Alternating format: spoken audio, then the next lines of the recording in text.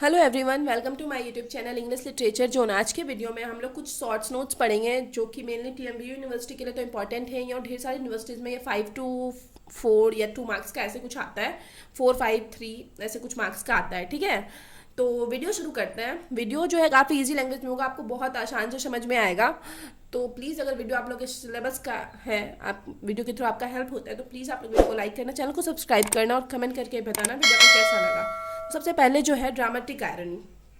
ठीक है, इसी तरह का 4-5 हम सॉल्व करवा रखे हैं। ड्रामेटिक आयरनी, और फिर कॉमेडी ऑफ ह्यूमर के बारे में डिस्क्राइब किया है, पोएटिक जस्टिस को दिखाए सॉल्व किए हुए हैं, बर्लेस्क्यू, इंटरल्यूड, ये सब को डिस्कस किए हुए इसमें। आज तो शुरू करते हैं। Dramatic irony is a form of irony. एक आयरनी का फॉर्म है, इट मीन्स एक व्यंग का या ताना कहा जाए, उसका फॉर्म है, रूप है। It is both A literary and theoretical device. ये लिटरेरी एक साहित्यिक डिवाइस भी है, और थियोरेटिकल मीन्स इसको नाटक, मतलब नाट्यशाला जो होता है ना, जहाँ पे नाटक दिखाया जाता है, वहाँ भी प्रस्तुत किया जाता है। इन विच, जिसमें कि द रीडर्स और ऑडियंस, जो रीडर्स हो या ऑडियंस हो, knows more than the characters they are following. मतलब जो कैरेक्टर्स कर रहे हैं या जो कैरेक्टर्स करने वाले हैं, उससे ज़्यादा पता होता है ऑडियंस को कि अब आगे क्या होगा। The characters action have a different meaning for the audience. और ऑडियंस के लिए कैरेक्टर के एक्शन का ना एक अलग मीनिंग होता है। It creates tension and suspense. The audience waits to see what is going to happen next. ये क्या एक तरह से सस्पेंस क्रिएट करता है, और ऑडियंस के लिए टेंशन की, ऑडियंस भी एक्साइटेड रहे कि अब आगे क्या होने वाला है, ये चीज़ जानने के लिए उत्सुक रहे। This type of irony is popular in work of art. एक तरह से ये इस टाइप तरीके का आयरनी को मतलब प्रसिद्ध है आर्ट के वर्क में, कला के वर्क में सच है, जैसे कि मूवीज में दिखाया जाता है, बुक्स, पोएम्स और प्लेस में दिखाया जाता है। When it use in tragedies, और जब इसका इसी आयरनी का यूज ट्रेजिडी में किया जाता है, dramatic irony is refer to as tragic irony, तब उसको ट्रेजिक आयरनी कहा जाता है। Example of dramatic irony in literature. Literature में कुछ ड्रामेटिक आयरनी के एग्जाम्पल को देखते हैं। In Sophocles Greek tragedy, Sophocles की ग्रीक ट्रेजिडी ऑडिपस रेक्स में, Oedipus is fated to kill his father. Oedipus का मतलब भाग्य लिखा होता है कि वो अपने पिता को मारेगा, and fall in love with his mother, और उसको अपनी माँ से ही प्यार हो जाएगा। ऐसा इसलिए होता है ना, क्योंकि उसको पता नहीं होता है, जब वो मतलब मार रहा होता है अपने पिता को, तो उसको पता नहीं होता कि ये मेरे पिता है, और जब वो शादी कर रहा होता है अपनी माँ से, तो उसको उस टाइम भी पता नहीं होता कि ये मेरी माँ है। ठीक है, क्योंकि बचपन में ये अपने माँ बाप से अलग हो जाता है। तो इस वजह से तो यहाँ पे ये दिखाया गया है, लेकिन ये ऑडियंस को कन्फर्म होता है, जो रीडर्स है उनको पता होता है ये चीज़। Oedipus vowing to avenge his father's murder, अपने पिता के मर्डर का बदला लेना चाहता है, मतलब रिवेंज लेना चाहता है। इज अनअवेयर, लेकिन इस चीज़ से ये अनअवेयर रहता है that he is the one who has killed his father, कि वही मतलब है जो अपने पिता को मारा है, क्योंकि उसको पता ही नहीं है कि जो इसको मारा है वो उसके पिता हैं। तो इस वजह से ये मतलब बदला लेना चाहता है अपने पिता के मर्डर का, बट खुद ही मारा होता है अपने पिता को। अब आगे इन हॉमर्स एपिक पोएम, हॉमर की जो एपिक पोएम है the Odysseus return home. Odysseus अपने घर वापस आता है in disguise to test his wife Penelope, अपनी वाइफ पेनेलोपे को टेस्ट करने के लिए, उसकी परीक्षा के लिए। फेथफुलनेस, इट मीन्स वो कितनी सच्ची है, या फिर एक होता है ना मतलब अपने हस्बैंड को लेकर कितने डिवोटेड है, इस चीज़ को टेस्ट करने के लिए वो अपना वेश बदल के आता है। बट द रीडर नो, लेकिन रीडर जो होते हैं, पाठक जो स्टोरी पढ़ रहे होते हैं, that it is know that, जानते हैं, it is in fact audacious, कि वो जो वेश बदल के आया है वो ऑडिशियस है। तो ठीक है, ये कंफर्म हो गया कि रीडर को पहले से पता होता है। अब थर्ड एग्जांपल हम मैकबेथ का दिए हुए, तो इस वजह से यहाँ पे हम लिखे हुए फर्स्ट राइट दिस एग्जांपल, क्योंकि आपके सिलेबस का है, टीएमबीयू वाले के सिलेबस का है, तो सबसे पहले आप लोग को ये एग्जाम्पल मैंशन करना है। विलियम शेक्सपियर जो है is a master of dramatic irony, dramatic irony के मास्टर के रूप में जाने जाते हैं। In Macbeth, Macbeth pretends to be loyal, Macbeth pretend दिखावा करता है कि वो लॉयल है टू डंकन के लिए। Even while planning his murder, मतलब जब प्लान कर रहा था उसके मर्डर का, उसको मारने का, तभी वो दिखावा करता है कि वो डंकन को लेके लॉयल है।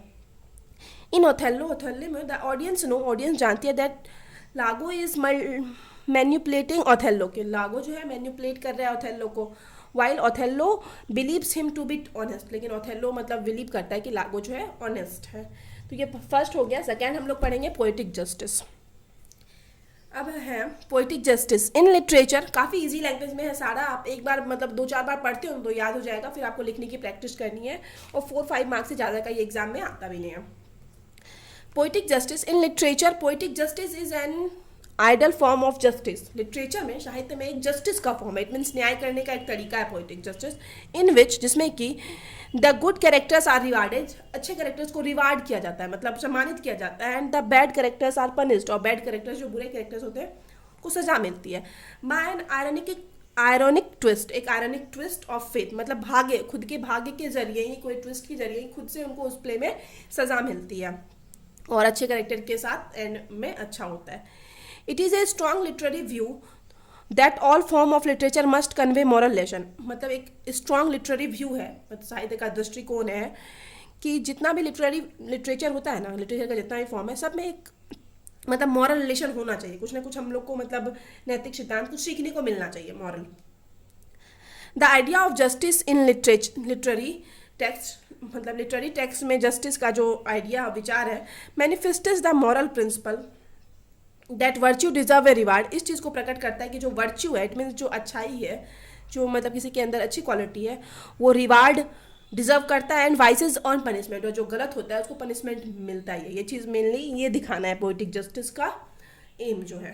फिर आगे example of poetic justice in literature, literature में पोइटिक जस्टिस के एग्जाम्पल को देखते हैं। King Lear by William Shakespeare, William Shakespeare के द्वारा जो किंग लियर लिखा गया उसमें है, इन किंग लियर में वी सी एविल कैरेक्टर्स, हम लोग बुरे कैरेक्टर्स को देखते हैं, गोनेरियल, रैगन, ऑसवर्ल्ड एंड एडमंड को देखते हैं, ठीक है। किंग लियर पे भी हम वीडियो अपलोड कर रखे हैं। Thrive through out the play, ये लोग क्या करते हैं, मतलब पूरे प्ले के दौरान मतलब उनको बुरा दिखाया जाता है।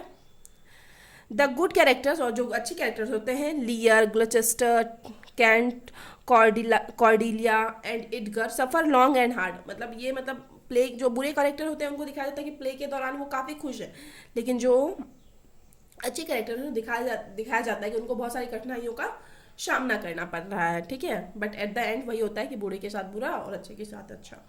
We see the poetic justice in cruel character, हम लोग पोइटिक जस्टिस देखते हैं एक मतलब बुरे कैरेक्टर मिस्टर बम्बल में, in Charles Dickens Oliver Twist, Charles Dickens के ओलिवर ट्विस्ट में जो कैरेक्टर है मिस्टर बम्बल, उन्हीं के कैरेक्टर में देखने को मिलता है।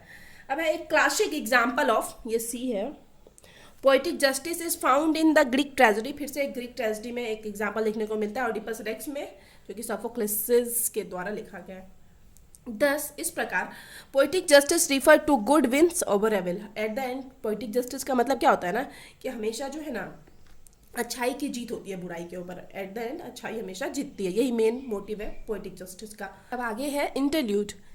Interlude is a short entertainment put on between the course of a feast और the act of a play, एक मतलब इंटरटेनमेंट का एक मतलब शॉर्ट पीरियड होता है, ठीक है, किसी भी प्ले में या किसी भी प्ले में जो डाला जाता है एक फिस्ट के दौरान, चाहे कोई मतलब फंक्शन चल रहा हो, पर्व चल रहा हो, भोजन का टाइम हो, ठीक है, और मतलब प्ले में डाला जाता है एक शॉर्ट पीरियड इंटरटेनमेंट का।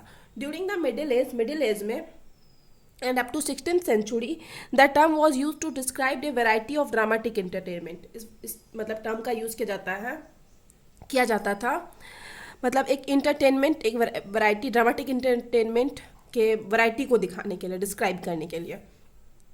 Interludes were particularly popular in England in the 15th and 16th century, interlude जो है पॉपुलर हुआ इंग्लैंड में 15 एंड मेनली मतलब प्रसिद्ध हुआ 15 और 16th century में, एंड स्पेशली बिटवीन 1550 एंड 1580 के बीच, ठीक है। It is very likely that they form A link between the mystery play, मतलब ये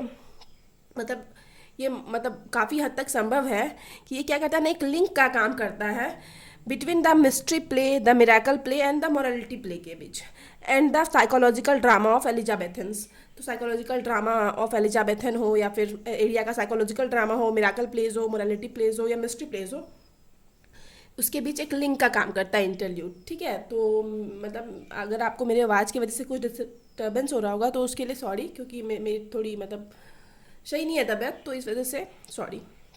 अब आगे कैरेक्टरिस्टिक ऑफ इंटरल्यूड्स, इंटरल्यूड्स की कुछ विशेषताओं को देखते हैं। The dialogue of interludes were very lively, जो डायलॉग होता है ना इंटरल्यूड्स का वो वेरी लाइवली होता है, इट मीन्स काफ़ी रोचक होता है, अच्छा डायलॉग का यूज़ किया जाता है। Religion can be satirized under the cover of interludes, interludes के जरिए रिलीजन पे भी सटायर किया जाता है, इट मीन्स व्यंग किया जाता है, धर्म पे भी।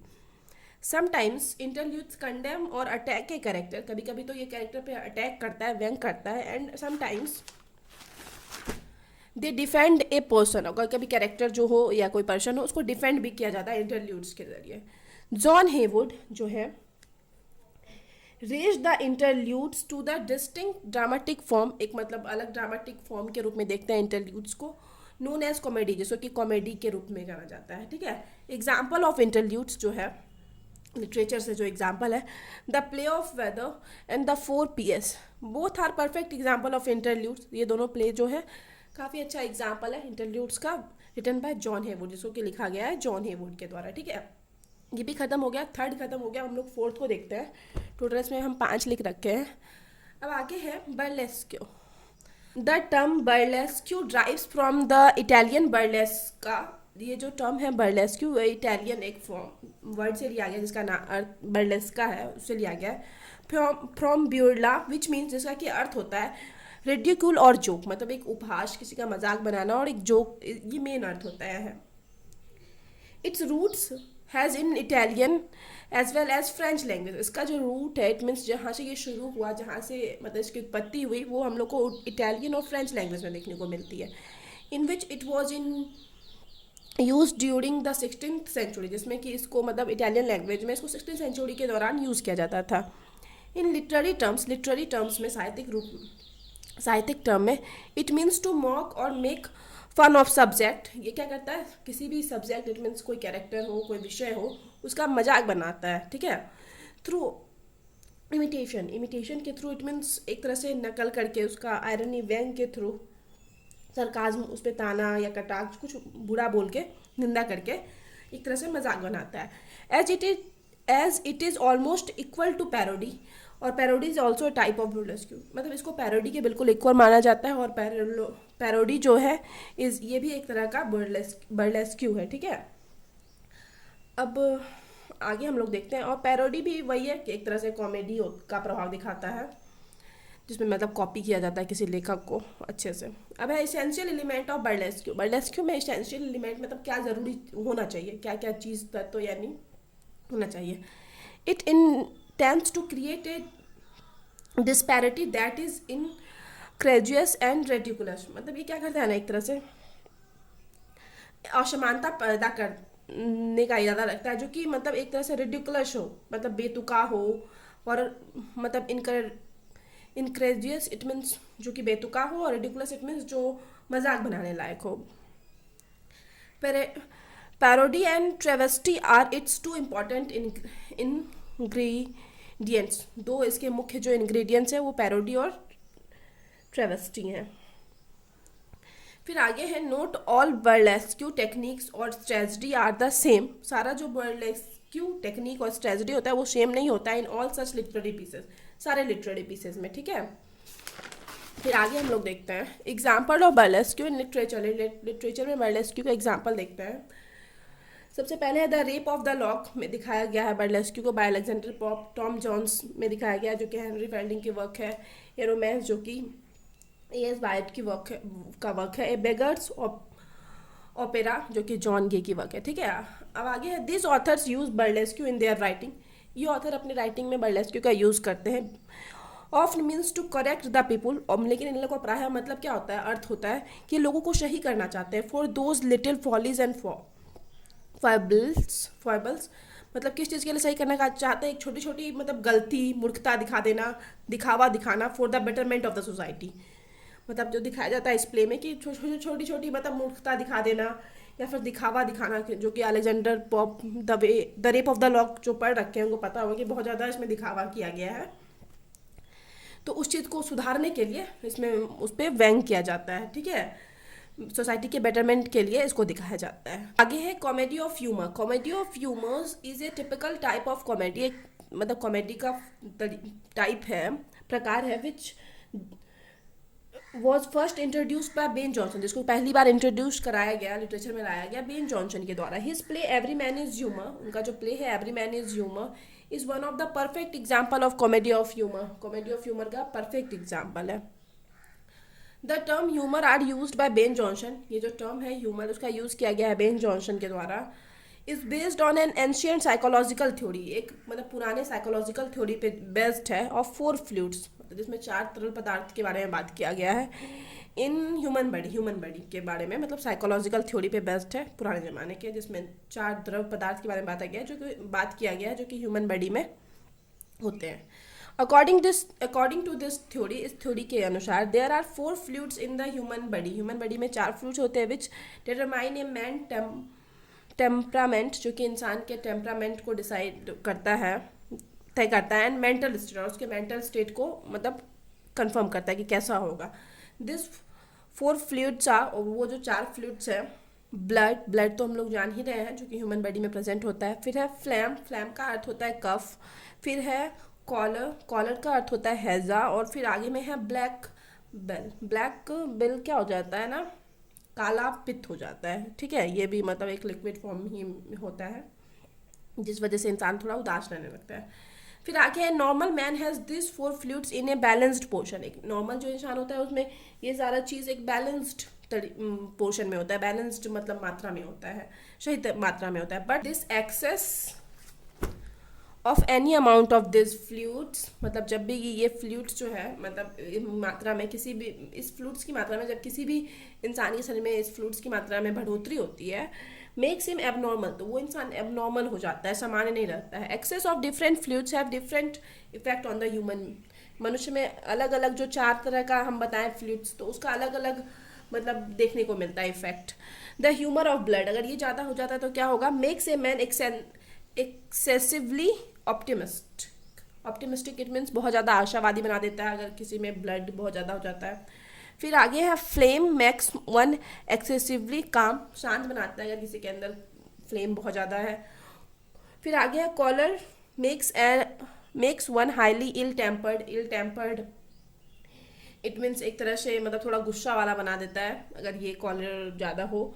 और black bile makes one excessively melancholy, मतलब ब्लैक पाइल जो है काला पित्त, वो इंसान को बहुत ज़्यादा मेलानकली यानी उदास बना देता है, और इस उदासी के पीछे क्या कंफर्म रीजन है ये भी क्लियर नहीं होता है। फिर आगे है example of comedy of humour in literature में जो एग्जाम्पल है कॉमेडी ऑफ ह्यूमर का उसके बारे में डिस्कस करेंगे अब।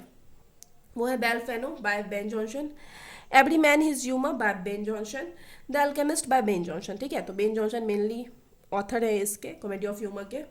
And a trick of catch the old one by Middleton के द्वारा लिखा हुआ है। और फिर आगे ऑल फूल्स बाय चैम्पमैन, ठीक है, चैम्पमैन के द्वारा ऑल फूल्स लिखा हुआ है।